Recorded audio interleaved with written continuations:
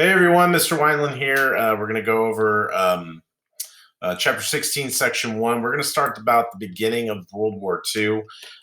Pretty much in this chapter, we're going to mostly talk about Europe's involvement, and then we'll briefly talk about in the next chapter more about the United States being more and more involved in the war.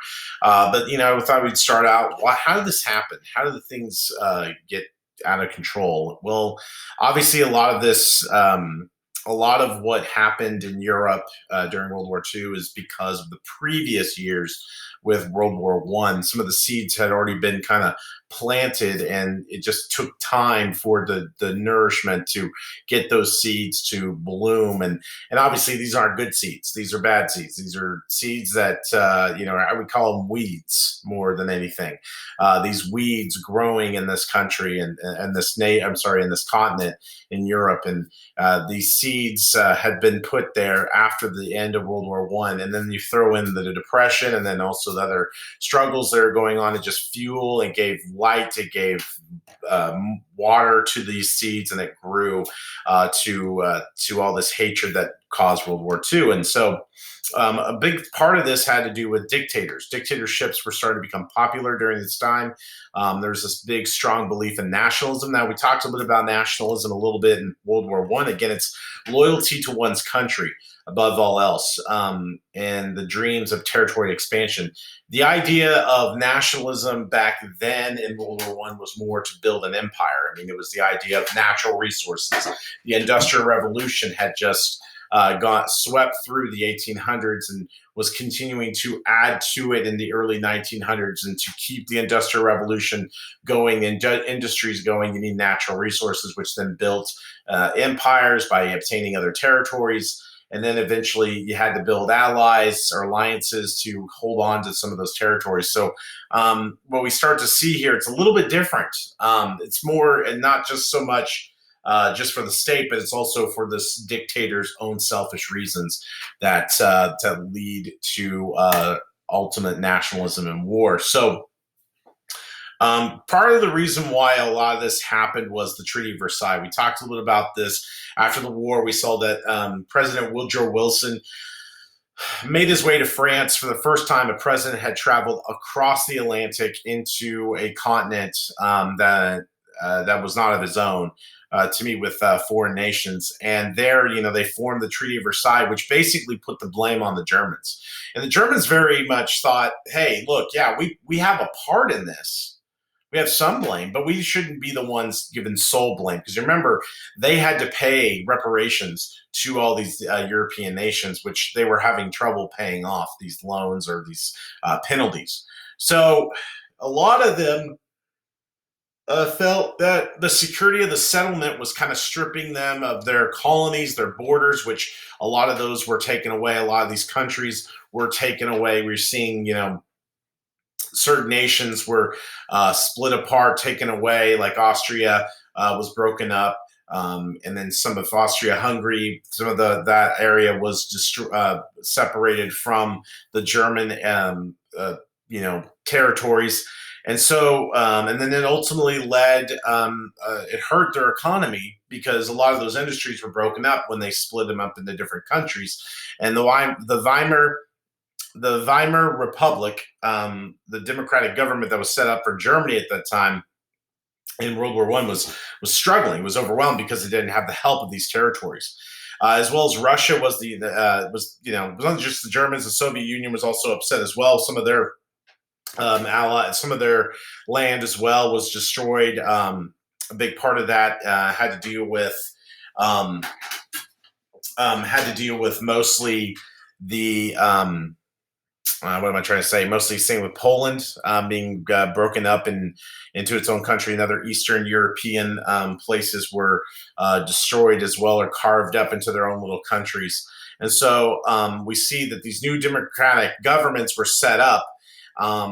But the problem was that they would flounder because there was not a lot of history of democratic nations in Europe. I mean, democracy, yes, started in Greece, but it did, formulate into a republic in Rome. But, those were many years ago or centuries ago. And democracy really didn't flourish in many parts of Europe. It did work a little bit uh, in England, but, that was, as a parliament, sort of the monarchy, which more of a parliamentary monarchy that they have there, is where the monarchy is kind of a figurehead, but it has is a standard of this is who we are as a country, but the parliament makes the laws in control of the nation. So, but other than England and France, we start to see that a lot of these new democratic nations are starting to fall apart, and it's opening up the doors for authoritarian leaders. And so we see dictators start to make their way through, except for Britain and France. But we see new democracies collapse and dictators seize power in these nations. We're going to talk about Joseph Stalin first. Now, Joseph Stalin, he worked with um, Lenin in when at the very beginning of the Soviet Union in 1919, and then in 1922 became the Soviet Union, and he was a part of helping establish a communist state. But Vladimir Lenin died in 1924, and so Joseph Stalin takes the helm, and his name is very strong. Very strong name. He's a pretty strong soldier in his time, but his name means man of steel.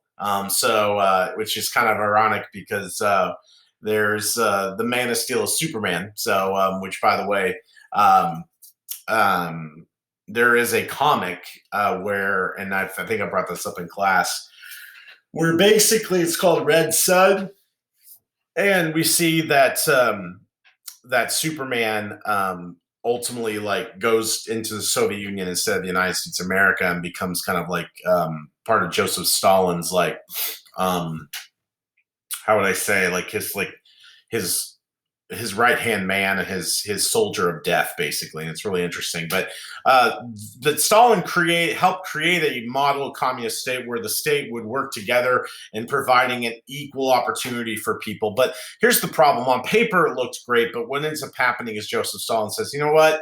Forget this idea by the Marxists. Building this communist state where we all kind of share and have fun. I don't want that. I'm going to create my own sort of government. And he wants to build this strong agricultural industrial government and really boost the economy through his own goals. And so he abolishes all privately owned farms and replaces them with collectives where you have large government owned farms, each worked by hundreds of families.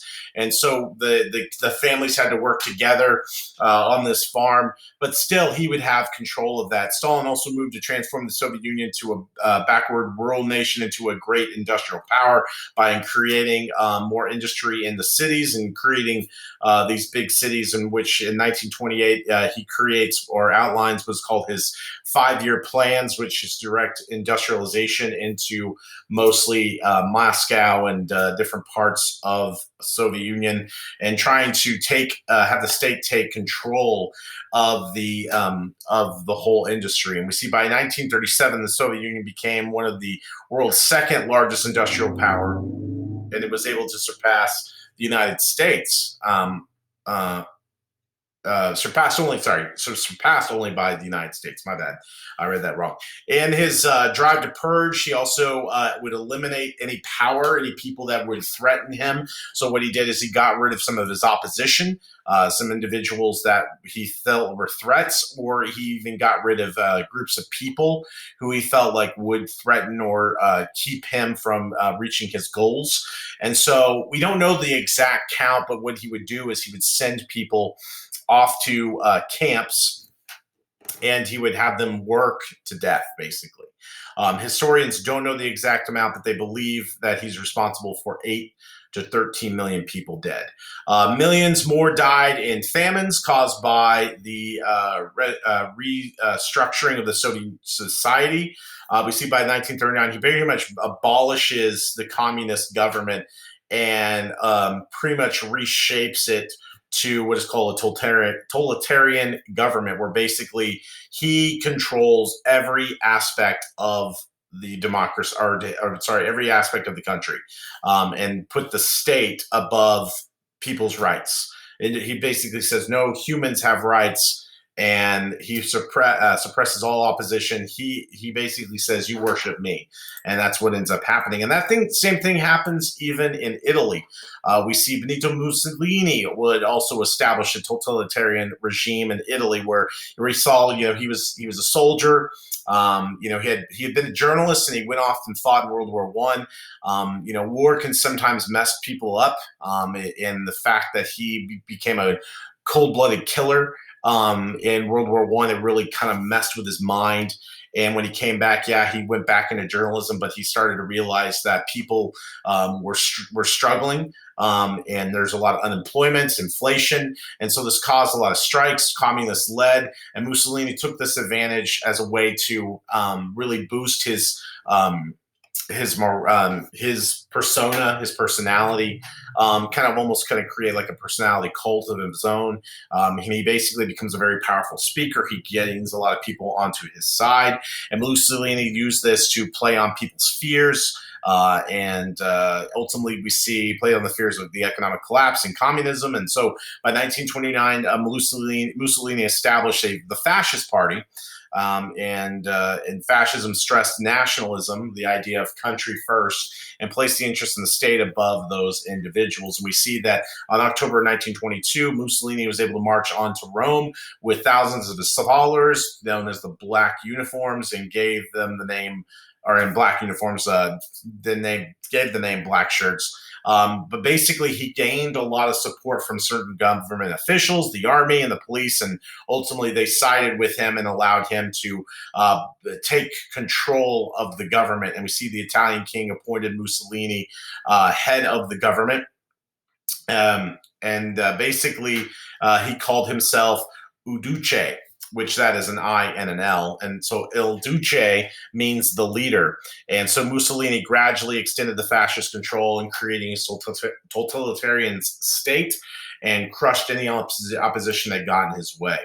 So we see that more and more fascism would rise throughout Europe. And then we see in Germany, we talked a little about this in class, about Adolf Hitler, but we see by the end of World War One, Hitler had served in World War One, had some success, was looking for a job, but again, the German government is in trouble. Their finances are in trouble. Their economy is just terrible. People are out of jobs, so he's struggling. And so at first, he goes to kind of just keep an eye and ear on this new socialist party that was rising in 1919, but eventually gets involved with the National Socialist German Workers' Party, and eventually known as the Nazi Party. And he basically becomes a very well-known speaker and becomes the leader of this party, and then ultimately ends up starting to call himself Der Führer, which is the leader. And so you see he promised throughout this time as being a leader that he was going to be the savior, bring the people out of the chaos that was occurring. He would get arrested eventually, and in jail he would write a book called Mein Kampf, which is called My Struggle, and Hitler basically puts forth his beliefs and what he feels the government has gotten wrong and feels like the Nazi Party should rise. And we see that he kind of builds his German brand of fascism through this book, and has a very extreme vision of nationalism, and really putting forth not just, hey, you need to support this state, but also it's not just about supporting the state, it's about supporting a certain group of people. And so he speaks to people about rebuilding the German Empire and regaining some of their old territories. And so one of the biggest thing is that Hitler wanted to do was called racial purification. He basically was all in favor of genocide. He was mostly focused on a particular race. He felt like that they were the Aryan race, or the master race.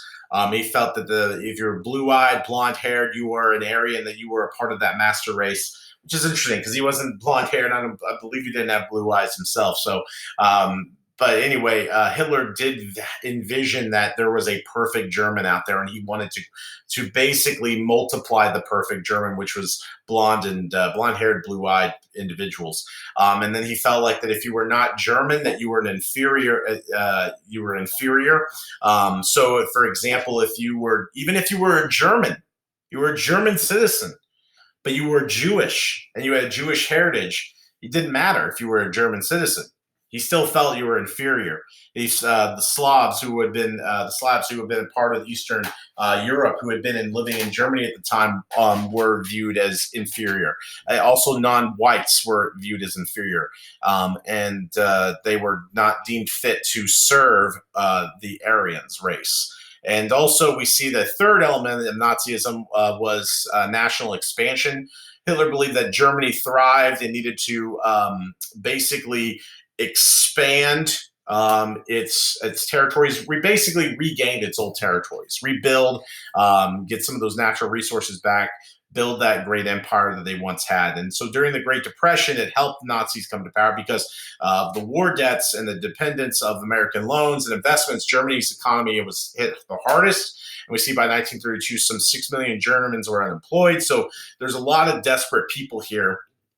And so what Hitler decides is, hey, he brings these men onto his team. They forms a private army known as the Stormtroopers or Brown Shirts. And so if you're a big Star Wars fan, the term Stormtroopers refers to these individuals, the German Nazi Stormtroopers. So anyway, at this point in time, it's just good timing for Hitler. He's a great speaker. He's out of jail. People are desperate. They're looking for a leader. They're looking for hope, and they see Hitler as that hope. And by 1932, we see the Nazis become the strongest political party in Germany at this point in time. And by January 1933, he legally becomes chancellor or the prime minister of Germany. And once in power, Hitler eventually starts to dismantle the democratic nation, the Weimar Republic. And in its place, he establishes what's called the Third Reich, or the Third German Empire. And so according to Hitler, the Third Reich would be a 1,000-year-old Reich, and it would last for thousands of years. He thought that he could rebuild one of the greatest empires in the history of Europe, which he came close, but luckily that didn't happen. So what we see happening is that, it didn't stop with Germany. There was other nations as well, Japan being one of them. We see that halfway around the world, there was this nationalistic military leaders that basically wanted to take control of the government of Japan. What ended up happening is after the Treaty of Versailles, Japan was kind of excluded. Even though they had supported the Allies, they helped the Allies. The Allies felt like, yeah, get out of here, Japan. You're inferior to us. We don't view you as equals. And so they felt insulted. And so the Japanese are trying to rebuild their economy, grow as well. They're an island. They still need more natural resources. And the military is also embarrassed and shamed. They felt shamed by how they were treated. And so they wanted to prove how strong they were as a military. And so the military at this point in time is building up and becoming a stronger military and wanting to take control. And so a lot of these leaders shared a common belief, the same with Hitler, and that's expansionism. They wanted to grow. If they had a growing population, they needed more resources to help this growing population. So there was a lot of protests of more moderate Japanese officials who did not believe in a militaristic way to go, but they ignored that side, and they launched attacks, especially on the Chinese province of Manchuria in 1931. In several months, Japanese troops controlled the entire province, a large region about twice the size of Texas, and that was rich in natural resources. So we see the League of Nations had been established after World War I and tried to prevent such aggressive acts that the Japanese did. We see that the League's power representatives were sent to Manchuria to investigate the situation. Their report condemned Japan, who in turn simply said, forget you, we're out of this league. Even though they joined the league, they said, we're out of here. And meanwhile, the success of the Manchurian invasion put the militarists firmly in control of the government. So that helped them succeed. We do see that aggression was not just in certain parts of Europe, it also led to Africa as well. We see the League of Nations unable to take action against Japan in 1933. This opened up the doors, or sorry, 1931. It just opened up the doors for the dictators to go, we see what you did in Japan, or you didn't do in Japan, and now we're going to take advantage. So you see Hitler pull Germany out of the league as well, and they start to go invade. And first they rebuild their army, which was a violation of the Treaty of Versailles.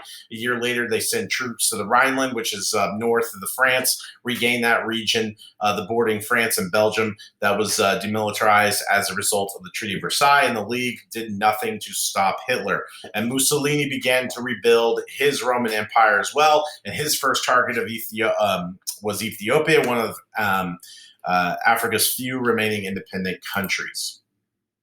And so by the fall of 1935, tens of thousands of Italian soldiers advanced into Ethiopia when the invasion began. However, the League's response wasn't effective. Economic boycott, little to do anything for Italy. Against Italy, it just was kind of a slap on the wrist, like, you shouldn't have done that, but it didn't really stop them. So that became problematic. And by 1936, Ethiopia had fallen. In a desperation, Haile Selassie, the ousted Ethiopian emperor, appealed to the League for assistance, but nothing was done. And basically, he had a quote that says, "It is us today, but it will be you tomorrow." And he was right. The League, unfortunately, not doing anything will eventually hurt them. We do see that finally more does occur in other parts of Europe. Let's try to fix this real quick. We see what happens is that not only did it occur in certain parts of here in Italy, in Germany, it also happened in Spain.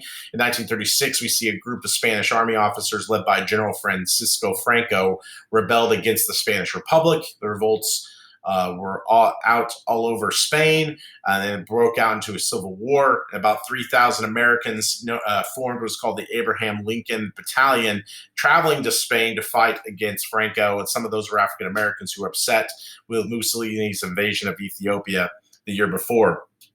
The Western democracies remained neutral, though. Even though some Americans did help, the United States officially was neutral. And Soviet Union sent equipment to advisors to help fight Franco, but Hitler and Mussolini backed Franco's forces with weapons, troops, tanks, fighter planes, which ultimately helped him in his victory. And this ultimately helped build a relationship between Germany and the German and Italian dictators, with both Mussolini and Hitler, and forming an alliance as the Rome-Berlin Axis, which ultimately will become the Axis powers when we talk about World War II. After the loss of 500,000 lives, Franco's Civil War victory in 1939 established him as the fascist dictator at the time and creating a totalitarian government and ruling in that part of Europe. So as far as the United States, its response, they really did not want to be involved in the conflicts. Most Americans heard about the alarm of what was going on internationally with the conflicts in the mid-1930s, but they didn't want to get involved. In 1928, the United States had the Kellogg-Briand Pact signed by 62 countries, declared that war would not be used as an instrument of national policy. Yet it did not include the plan to deal with countries that broke their pledge. So the pact was therefore only a small step towards peace. It didn't really help stop a war, unfortunately.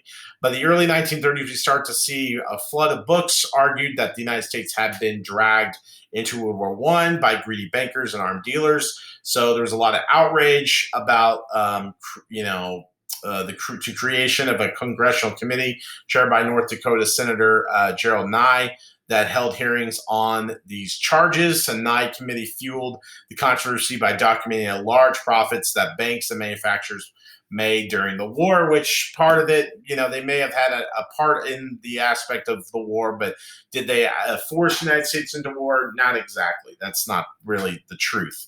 As the furor grew, this ultimately basically Americans became more determined than ever to avoid war with this controversy. And so with these anti-war feelings, we see that even the Girl Scouts of America changed the color of its uniforms from khaki to green to appear less militaristic, which I would argue actually now that makes them more militaristic by having green. But anyway, that's just my opinion. But we do see that Roosevelt did everything he could to kind of stay isolated in his foreign policy. 1933, he felt comfortable reaching out, though, to the world in several ways. He recognized the Soviet Union for the first time in 1933.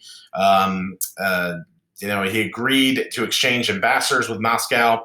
He continued the policy of non-intervention in Latin America, which was begun by Coolidge and Hoover, which is the good neighbor policy, and withdrew armed forces stationed there. We also see in 1934, Roosevelt pushed to Reciprocal Trade Agreement Act through Congress, lowered trade barriers by giving the president the power to make any trade agreements with other nations aimed by reducing tariffs as much as 50%, which helped with other businesses as well by lowering tariffs. In an effort to keep the United States out of the war, though, beginning in 1935, Congress would pass a Neutrality Act, though, which would outlaw the sales or loans to nations at war, which eventually that's going to change as we move further along with the war. And also there was a third act in the response to Spain. It also extended sales loans in any country engaged in the Civil War.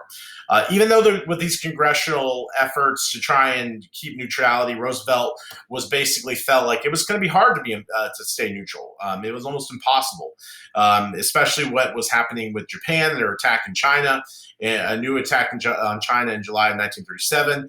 And so Roosevelt tried to find a way around the Neutrality Acts. And because Japan didn't really declare war on China, we see that the president was able to didn't have to enforce the Neutrality Acts. And so he was able to send arms and supplies to China that way. We do see that a few months later, Roosevelt was able to speak out against isolationism in a speech in Chicago, called on peace-loving nations to quarantine or isolate aggressor nations in order to stop the spread of war. So basically being a little bit more aggressive on their end on stopping these agitators. But what this did is it did upset a lot of people. We do see at last Roosevelt seemed ready to take a stand against aggression. That is, until we see that isolationist newspapers exploded in protest, accusing him of trying to push the nation into war. But Roosevelt apologized eventually later. He was like, okay, I'm sorry. I might have went a little bit too far. But really what he did is he put it in the people's minds that, hey, do not forget what's going over here in Europe. This is not good. We need to address it eventually, and it opened up the debate of them possibly going to war. All right, that's going to do it for Section 1. We got Section 2 coming up.